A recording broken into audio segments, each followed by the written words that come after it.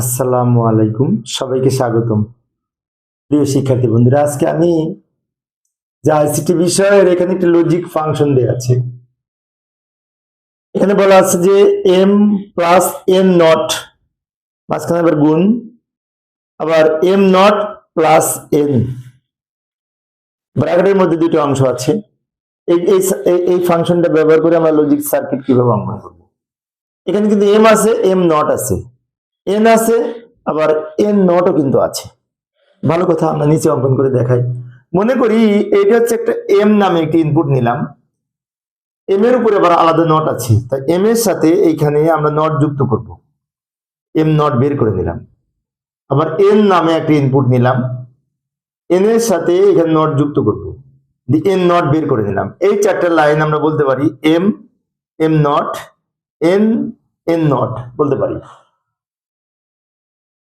এবার এম এর সাথে এন নট যোগ হবে, মানে কি এম আর এটা হচ্ছে এন নট, এম আর এন নট এই দুইটা মিলে কিন্তু যোগ হয়েছে। যোগের জন্য একটু অর গেট অঙ্কন করবো, অর গেট, যোগের জন্য অর গেট।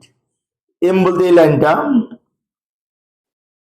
এন নট মানে এই শেষের লাইনটা, এই দুইটা মিলে কিন্তু যোগ হচ্ছে, যোগ, যোগের জন্য অর গেট। এই যে লাইনটা বের হলো, এটা হচ্ছে এম প্লাস এন নট। এখন অনেক শিক্ষার্থী মনে হতে পারে এইটার উপরে তো নটও আছে, তো এই নটের জন্য আমরা কিছু অঙ্কন করলাম না কেন? না, এই টোটাল যে ফাইনাল নট সেটা হচ্ছে আমরা এই সমীকরণের সবার শেষে যেটা করব সেটার উপরে দিব। যেমন আমাদের ব্র্যাকেটের কাজটা আমরা এখানে করেছি, এই ব্র্যাকেটের কাজটা তারপরে করব। এই দুইটা মিলে যখন গুণ করব, তার উপরে এই টোটাল পুরোকের জন্য একটা নট ব্যবহার করব। বিষয়টি খেয়াল রাখবো। এম নট মানে কি এই লাইনটা,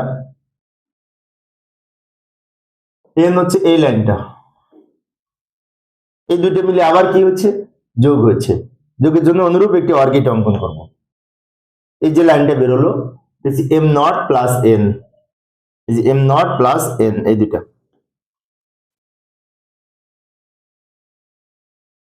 এই ব্র্যাকেটের অংশ থেকে এটা পেলাম, এই ব্র্যাকেটের অংশ থেকে এটা পেলাম, এই দুটো মিলে কিন্তু গুণ হবে লাস্টে। গুণ করার জন্য এন্ড গেট অঙ্কন করব, তাই না? গুণের জন্য এন্ড গেট, এন্ড এর উপরে নট মানে কি এখানে ন্যান্ড হবে, একটা ন্যান্ড গেট হবে। তো গুণ করার জন্য যে এন্ড গেট অঙ্কন করলাম, আর উপরে এই টোটাল নটটার জন্য এইখানে নট ব্যবহার করব, এইখানে এইখানে একটা নট ব্যবহার করলাম এই টোটাল নটের জন্য।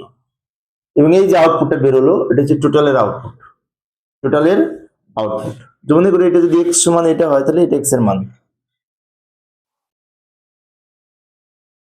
প্রিয় শিক্ষার্থী বন্ধুরা, এই ছিল আমার আজকের আলোচনা। শিক্ষার্থীদের অনুরোধে অল্প অল্প করে আলোচনা করি, যাতে শিক্ষার্থীরা বোরিং ফিল না করে। আমি একজন সরকারি কলেজের শিক্ষক। আজকে ছুটির দিন, শুক্রবারে অবসর সময়ে এই ক্লাসটা নিয়ে চেষ্টা করতেছি। আরো ক্লাস নিব অবশ্য ধারাবাহিকভাবে। পরিশেষে সবাই ভালো থাকবে এবং সুস্থ থাকবে এই কামনায়। খোদা হাফেজ।